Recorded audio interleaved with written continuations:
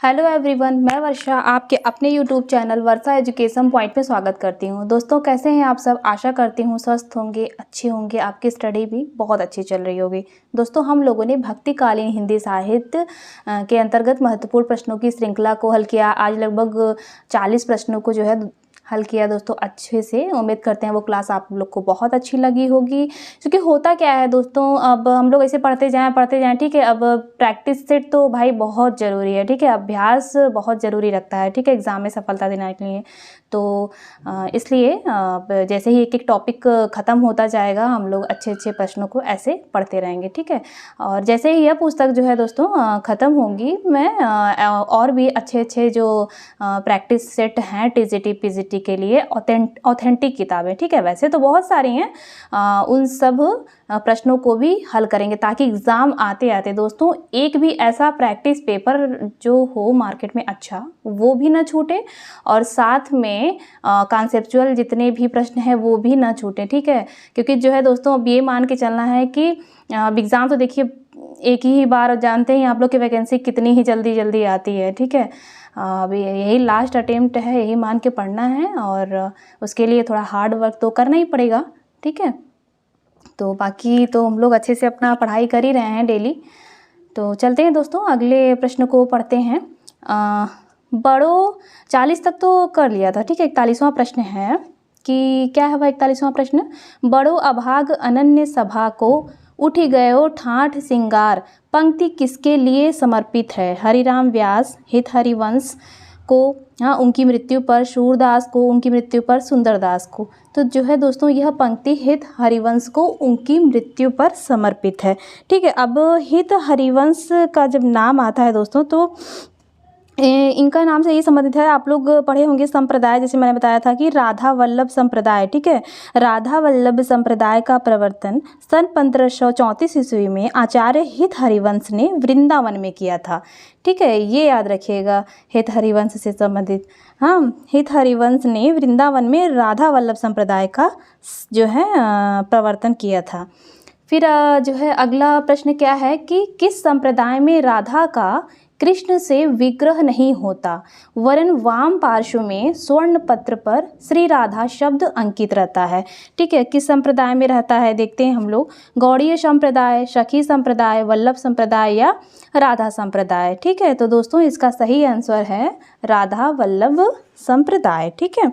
और जैसे कि गौड़ी संप्रदाय है, उसके प्रवर्तक कौन है दोस्तों? उसके प्रवर्तक हैं कृष्ण जो है चैतन्य महाप्रभु, ठीक है। और सखी संप्रदाय स्वामी हरिदास हैं, ठीक है। और वल्लभ संप्रदाय के वल्लभाचार्य हैं। ये सब आप लोग जो है दोस्तों याद रखिएगा, ठीक है। अब प्रश्न जो है प्रैक्टिस पेपर सॉल्व करने का मतलब ये नहीं कि प्रश्न आया, ठीक है, बस हाँ सही जो आंसर है उस पर टिक कर लेते हैं, ठीक है, वो तो करिए ही। और साथ में जो ये तीनों जो ऑप्शन रहते हैं ना, उससे संबंधित भी जितनी भी महत्वपूर्ण चीज़ें याद आती जाएँ, वो सब जो है दोस्तों आप लोग तुरंत उसी वक्त ही रिकॉल कीजिए। साथ में जिस भी, जैसे कि ऑप्शन में, जैसे कि मान लीजिए ये दोनों आ रहा है, सखी संप्रदाय नहीं आ रहा है, तो तुरंत आप लोग नोट डाउन कीजिए कि हाँ सखी संप्रदाय को अभी हमें देखना है कि इसके प्रवर्तक कौन है, इसके अंतर्गत कौन कौन सी चीज़ें हैं, ठीक है। तो ऐसे प्रैक्टिस सेट सॉल्व कीजिए। फिर अगला कि नायिका भेद से संबंधित सूरदास की कृति कौन सी है? साहित्य लहरी है, सूर शरावली है, सूर सागर है या सूर पचीसी है? तो जो है दोस्तों इसका सही आंसर है साहित्य लहरी। तो जो है दोस्तों सूरदास के वैसे तो 25 ग्रंथ की सूचना जो है दी गई है, लेकिन उनमें जो है 3 ही उपलब्ध हैं, सूर सागर, सूर शरावली और साहित्य लहरी, ठीक है। तो नायिका भेद से संबंधित तो साहित्य लहरी में जो है वर्णन है, ठीक है। इसमें 118 दृष्टकूट पद भी हैं, ठीक है। अब ये रही बात, इनका जो है 2 और ग्रंथ है, उसके बारे में थोड़ी जानकारी ले लेते हैं हम लोग। जैसे सूर सागर है, इसमें जो है 3 भ्रमर गीतों की योजना की गई है, हाँ। और जो सूर शरावली है, इसमें संसार को होली का रूप मानकर वर्णन किया गया है, ठीक है। देखिए इस प्रकार हम लोग कितने अच्छे अच्छे प्रश्न सॉल्व कर लिए कि सूर साहित्य लहरी में क्या है, सूर शरावली में क्या है, ठीक है, या सूर सागर में क्या है। फिर अगला प्रश्न है कि वात्सल्य और वात्सल्य और श्रृंगार के क्षेत्रों में जितना अधिक उद्घाटन सूर ने अपनी बंद आँखों से किया है। हाँ, वात्सल्य का सम्राट जो है, इनको तो कहते हैं सूरदास को। उतना किसी अन्य कवि ने नहीं। सूर के संबंध में यह वक्तव्य किस आलोचक का है? तो ब्रजेश्वर शर्मा हैं, रामचंद्र शुक्ल हैं, हजारी प्रसाद द्विवेदी हैं और नंद दुलारे वाजपेयी। तो दोस्तों इसका सही आंसर है रामचंद्र शुक्ल। फिर है जुगमान चरित, भ्रमर गीत, प्रेम तत्व निरूपण रचनाओं के रचनाकार कौन हैं? कृष्णदास, परमानंद दास, कुंभन दास या जो है नंददास। तो इसका सही आंसर है दोस्तों कृष्णदास। जो है दोस्तों आप लोग जो है थोड़ा सा माइंड पे प्रेशर दीजिए। इनका जो है मैंने बताया था कि कृष्णदास के बारे में इनकी क्वालिटी क्या थी। जो ये अष्टछाप के कवि थे ना, उनमें जो ये कृष्णदास जी थे ये अधिकारी प्रवृत्ति के थे। इनको अक्सर करके जो है मतलब प्रबंधक कार्य सौंपा जाता था जो है। तो और इनसे संबंधित जैसे कि इनका जन्म कब हुआ, 1496 ईस्वी में हुआ। ठीक है, इनकी भाषा क्या थी? हाँ, इनकी मातृभाषा गुजराती थी। तो ये सब आप लोग याद रखिए। इनकी एक प्रसिद्ध पंक्ति थी, मुझे याद आ रहा है, बताती हूँ आप लोगों को। इनकी प्रसिद्ध पंक्ति थी मोह मन गिरिधर छवि पर अटक्यो। यही है, मोह मन गिरिधर छवि पर अटक्यो, ललित त्रिभंग चाल पे चली के, चिबुक चारो गड़ी ठठक्यों। ठीक है, तो ये कृष्णदास की बहुत ही इम्पोर्टेंट पंक्ति है, ये आप लोग याद रखिएगा। तो ये तो हुई इनकी रचना। हाँ, और अच्छा, तो आप लोग अब ये करिए, जैसे ये कृष्णदास जी का तो हो गया रचना, आप कुंभन दास और नंददास। ठीक है, इन दोनों की जो भी रचनाएं आप लोग को सडनली अभी रैंडमली याद आ रही होगी वो प्लीज़ कमेंट जरूर करिएगा, जितनी भी आ रही होगी, चाहे कुंभन दास नंददास की। ठीक है, फिर अगला प्रश्न है कि भक्तन को कहाँ सीकरी सो काम आवत पनहैया टूटी बिसरी गयो हरि नाम। पंक्ति किस कवि की है? जो देखते हैं दोस्तों, इसका ऑप्शन क्या है? कृष्णदास, मल्लुकदास, परमानंद दास या कुंभन दास। तो जो है ये जो है कुंभन दास, इसका जो है दोस्तों सही आंसर है।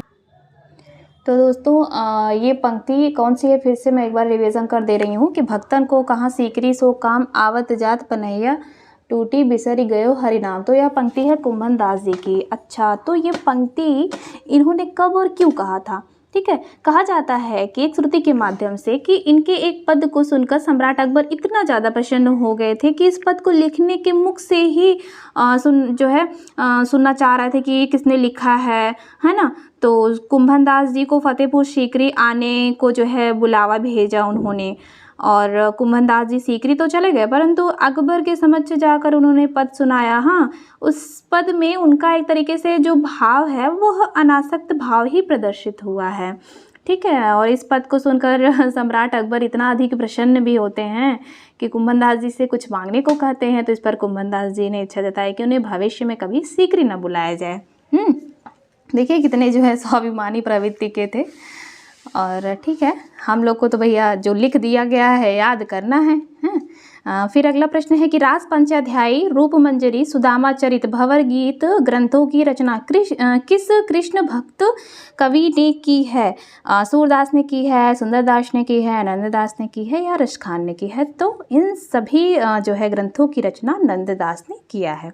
फिर अगला कि कृष्ण के सुदर्शन चक्र का अवतार किसे माना जाता है? वेरी इंपॉर्टेंट प्रश्न है यह। ठीक है, जो है वल्लभाचार्य हैं, नंददास हैं, कृष्णदास हैं या निम्बारकाचार्य हैं? तो कृष्ण के सुदर्शन चक्र का अवतार माना जाता है निम्बारकाचार्य जी को। फिर अगला है प्रश्न, वेदांत पारिजात सौरभ की रचना करने वाले आचार्य कौन हैं? निम्बारकाचार्य हैं, वल्लभाचार्य हैं, मध्वाचार्य हैं या विट्ठलनाथ हैं? तो दोस्तों इसका जो सही आंसर है वह है निम्बारकाचार्य। ठीक है, ये रचना भी आप लोग रट लीजिएगा। फिर देखिए ये आ ही गया कि कृष्णदास अधिकारी। हाँ, कृष्णदास अधिकारी किस जाति के थे? तो किस जाति के थे भाई? ये नाई थे, कुणबी थे, ब्राह्मण थे या कायस्थ थे?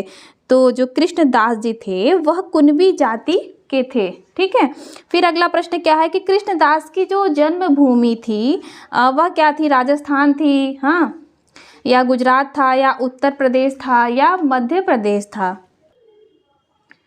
तो दोस्तों इसका जो है सही आंसर है गुजरात। ठीक है, गुजरात के रामनगर के अंदर जो है चिल्लौतरा नामक गांव है, यहाँ पे लिख लीजिएगा आप लोग,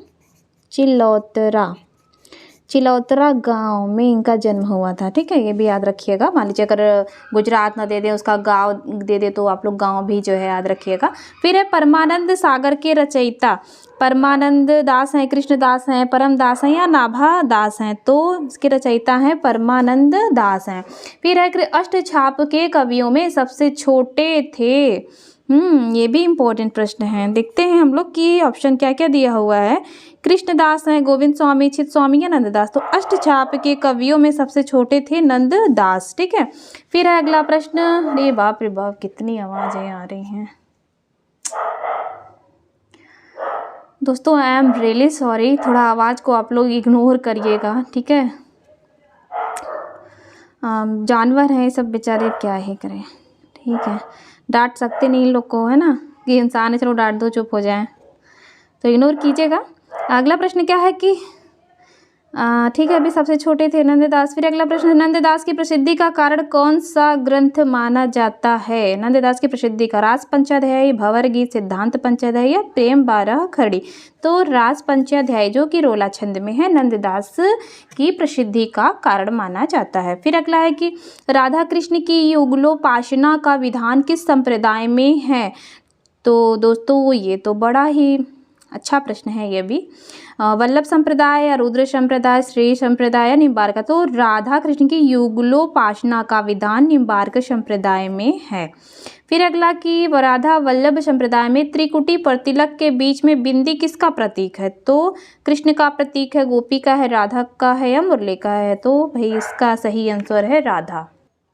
फिर अगला प्रश्न है कृष्ण को रस रूप में तथा राधा को रति रूप में। ये बहुत इंपॉर्टेंट है दोस्तों। ठीक है, क्वेश्चन इंपॉर्टेंट कर लीजिएगा। कृष्ण को रस रूप में तथा राधा को रति रूप में मान्यता किस संप्रदाय में मिलती है? राधा वल्लभ संप्रदाय, वल्लभ संप्रदाय, सखी संप्रदाय या विष्णु सहजिया संप्रदाय। तो इसका सही आंसर है विष्णु सहजिया संप्रदाय में मिलता है। फिर अष्टछाप के कवियों में विट्ठल नाथ का शिष्य निम्न में से कौन है? विट्ठल नाथ का, देखिए मैंने बोला था ना कि आप लोग अष्टछाप कवियों को पढ़िएगा तो साथ में याद रखिएगा कि कौन से चार वल्लभाचार्य के हैं, कौन विट्ठल नाथ के हैं। देखते हैं, चतुर्भुज दास ये जो है विट्ठल नाथ के ही हैं। ठीक है, तो दोस्तों ठीक है, मैं बता देती हूँ आप लोगों को। जैसे कि चार कौन वल्लभाचार्य के हैं, कुंभन दास हैं, सूरदास हैं, परमानंद दास हैं, कृष्णदास हैं। ठीक है, ये वल्लभाचार्य के हैं। गोविंद स्वामी, चित स्वामी, चतुर्भुज दास और नंददास ये जो है विट्ठल स्वामी के शिष्य हैं। नंददास का जन्म काल बताइए। नंददास का जन्म काल क्या है? 1530, 1533, 1505 एवं 1520। तो इसका सही आंसर है 1533 ईस्वी। फिर है शोभित कर नवनीत लिए घुटुरन चलत रेणु तन मंडित मुख दधि लेप किए काव्य पंक्ति किसकी है? तो जो है दोस्तों इसका सही आंसर है सूरदास का है। ठीक है, फिर अगला है कि मेरे नैना विरह की बेली भई पंक्ति किस रचना से ली गई है? ये भी बहुत इंपॉर्टेंट है। रास पंचाध्यायी, सूरसागर, प्रेम वाटिका या पदावली मीरा कृत। तो इसका सही आंसर है सूरसागर। मेरे नैना विरह की बेली भई पंक्ति जो है सूरसागर से लिया गया है। अब ये देखिए, ये बहुत ही इंपॉर्टेंट है, कई बार पूछा भी गया है एग्जाम में। कहाँ करो बैकुंठ ही जाए, जह नहीं नंद जहाँ न जसोदा, नहीं जह गोपी ग्वाल न गाय। पंक्ति किस कृष्ण भक्त कवि की है? तो दोस्तों इसका सही आंसर है परमानंद दास की है। फिर अगला है कि चंद्रहास अग्रज सुहृद परम प्रेम पथ बेपगे नंददास के संदर्भ में यह पंक्ति किसकी है? गोकुलनाथ की, नाभा दास की, सूरदास की या नंद दास की? तो दोस्तों इसका सही आंसर है नाभा दास। ये सब पंक्तियाँ सब इंपॉर्टेंट है, पंक्तियाँ तो बिल्कुल ही ना छोड़िए, कहीं से भी मिले आप लोगों को। फिर जब ते प्रीति श्याम ते कीनी पंक्ति किसकी है? नंददास, रसखान, मीराबाई या परमानंद दास? तो इसका सही आंसर है दोस्तों परमानंद दास का। अच्छा, अब ये भी पंक्ति बहुत इंपॉर्टेंट है। या लकुटी अरु कमरिया पर राज तिहूँ पुर को तजी डारो। पंक्ति के रचनाकार हैं रसखान, सुंदरदास या नंददास या सूरदास? तो दोस्तों इसका सही आंसर है रसखान। ठीक है, फिर अगला प्रश्न क्या है भाई? ये भी बड़ा इंपॉर्टेंट है ये। शेष महेश गणेश दिनेश सुरेशहु जाहि निरंतर गावे। पंक्ति किस कृष्ण भक्त कवि की है? तो जो है दोस्तों यह पंक्ति जो है रस खान का है, शेष महेश गणेश। हाँ, फिर है अगला कि ये देखिए ये रचना पूछा है ना, जो है द्वादश यश मधुमालती काव्य ग्रंथ किसके हैं? चित्त स्वामी, श्री भट्ट बोल रही हूँ सॉरी, और गोविंद स्वामी या चतुर्भुज दास। तो इसका सही आंसर है चतुर्भुज दास। ठीक है, द्वादश इनका जो है बड़ा भी पूछा जाता है, द्वादश को चाहे मिलान से दे देगा चाहे से मतलब दे देगा सिंगल ही। अब निम्न में से असंगत पहचानना है, निम्न में से असंगत हम लोगों को पहचानना है। ठीक है, अब देखते हैं कि नंददास रसमंजरी, ये जो है भगवत मुदित रसिक अनन्यमाल हरिदास दशम स्कंद हित हरिवंश राधा सुधा निधि। तो इस पे से जो है दोस्तों ये वाला असंगत है। ठीक है, बाकी सब सुमेलित हैं। फिर अगला है कि असंगत, इसमें भी देखिए हैं कौन है, पहचानना है मतलब कि कौन सा सही नहीं है ऑप्शन। तो नंददास युगल शतक, ये तो है, फिर भी देख लेते हैं। और हित हरिवंश यमुनाष्टक, और जगन्नाथ गोस्वामी अनन्य सेवा निधि, हाँ ध्रुवदास भक्त नामावली। तो इसका जो है सही आंसर है नंददास। फिर अगला कि फिर असंगत पहचानिए। फिर देखिए इस भले ही थोड़ा सा बड़े जो प्रश्न हैं उनको हल करने में दिक्कत तो होती है, बट ठीक है, से जो है हम लोग का थोड़ा दिमाग भी तेज चलने लगता है, प्रेशर पड़ता है ना। फिर है ध्रुवदास हित श्रृंगार, मीरा नरसिंह जी का मायरा है। ठीक है, रसखान प्रेम वाटिका, रहीम मेहता जी की हुंडी। ये तो आप बिल्कुल गोला ही कर दीजिए, मतलब बहुत ही इम्पोर्टेंट है ये। ठीक है, ये जो है दोस्तों असंगत है क्योंकि ये तो है मीराबाई जी का। ठीक है, मेहता जी की हुंडी। फिर है असंगत कौन सा है? नंददास सुदामाचरी, ध्रुवदास अनेकार्थ मंजरी, मीरा रागमला, रहीम बरवे नायिका भेद। तो दोस्तों इसमें से जो असंगत है वो है ध्रुवदास, क्योंकि ये तो है नंददास जी का अनेकार्थ मंजरी। फिर अगला कि गौड़ी संप्रदाय को चलाने वाले कौन हैं? हाँ, गौड़ी संप्रदाय, ये तो बड़ा इजी प्रश्न है, तो चैतन्य प्रभु हैं। फिर एक संप्रदाय को टट्टी संप्रदाय के नाम से जाना जाता है? राधा वल्लभ संप्रदाय, गौड़ी संप्रदाय, हरिदासी या सखी संप्रदाय या पुष्टि मार्गी संप्रदाय। तो दोस्तों इसका सही आंसर है हरिदासी संप्रदाय। ठीक है, फिर निम्बार्काचार्य का वास्तविक नाम क्या था? आनंद तीर्थ, सुदर्शन, नियमानंद या आरुणि। तो जो है दोस्तों इसका जो है सही आंसर है नियमानंद। फिर है अगला, कहाँ तक पहुँच गए हम लोग? 75। निम्बार्क संप्रदाय का कवि कौन नहीं है? श्री भट्ट, परशुराम देव, ध्रुवदास, हरिव्यास देव। तो दोस्तों इसका सही जो आंसर है वो तो है ध्रुवदास। ठीक है, वो जो है निम्बार्क संप्रदाय के कवि नहीं हैं। फिर अगला के युगल शतक के रचनाकार हैं? श्री भट्ट, हरिव्यास, हरिराम व्यास और चतुर्भुज दास। तो इसका सही आंसर है श्री भट्ट। बहुत इंपॉर्टेंट है ये रचना। और वेदांत कौस्तुभ किसकी रचना है? श्रीनिवासाचार्य की यह जो है रचना है वेदांत कौस्तुभ। फिर निम्नलिखित रचनाओं में से कौन सी निम्बार्काचार्य की नहीं है? दशाश्लोकी, वेदांत परिजात सौरभ, प्रपन्न कल्पवल्ली, महावाणी। तो ये भाई ये महावाणी नहीं है, बाकी तीनों जो है निम्बार्काचार्य का है। फिर अगला प्रश्न कि राधा वल्लभ संप्रदाय का प्रचार प्रसार करने वाले आचार्य हैं? हरिदास, चैतन्य महाप्रभु, नियमानंद, हित हरिवंश। तो दोस्तों इसका सही आंसर है हित हरिवंश। फिर हित 84 के रचनाकार हैं? हित 84 के रचनाकार हैं हित हरिवंश। तो जो है दोस्तों आशा करते हैं यह जो है प्रश्नों की श्रृंखला आपको बहुत अच्छे से समझ में आया होगा।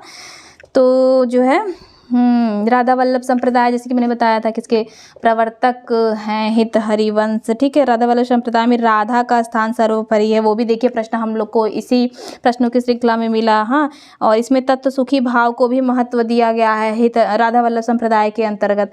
अब और एक चीज़ और आप लोग याद रखिएगा कि हित हरिवंश जो थे अपनी रचना की मधुरता के कारण श्री कृष्ण को जो है वंशी के अवतार कहे जाते थे ये। ठीक है, हित हरिवंश अपनी रचना की मधुरता के कारण श्री कृष्ण की वंशी के अवतार कहे जाते थे। ये आप लोग जो है याद रखिएगा। थोड़ा सा भी मुझे जैसे कि राधा वल्लभ संप्रदाय के बारे में थोड़ा जो इसलिए मैं कहती हूँ, जैसे जो भी मैं आप लोग को बोलती हूँ ना कि रचना ये किसकी है या इनकी जो सडनली रैंडमली रचना याद आ रही है, आप लोग कमेंट कीजिए। तो ऐसे ही जैसे कि देखिए राधा वल्लभ संप्रदाय आया तो जितनी भी चीज़ें मेरे दिमाग में आई आप लोग से शेयर कर रही हूँ। ठीक है, कि इन्हें जो है इनकी रचना के कारण इनको जो है श्री कृष्ण की वंशी के अवतार कहे जाते थे। ये सब, और इनकी जो है संस्कृत ग्रंथ जैसे कि है ही राधा सुधा निधि यमुनाष्टक ब्रजभाषा ग्रंथ, इनका हित 84 है। ठीक है, बाकी तो जितने प्रश्न मिलेंगे हम लोग सॉल्व करेंगे ही दोस्तों। आज की क्लास में यही समाप्त करती हूँ। उम्मीद करते हैं क्लास आपको अच्छी लगी होगी दोस्तों। प्लीज़ लाइक ज़रूर कर दीजिएगा, ठीक है, और शेयर भी कीजिए। तो तब तक के लिए धन्यवाद।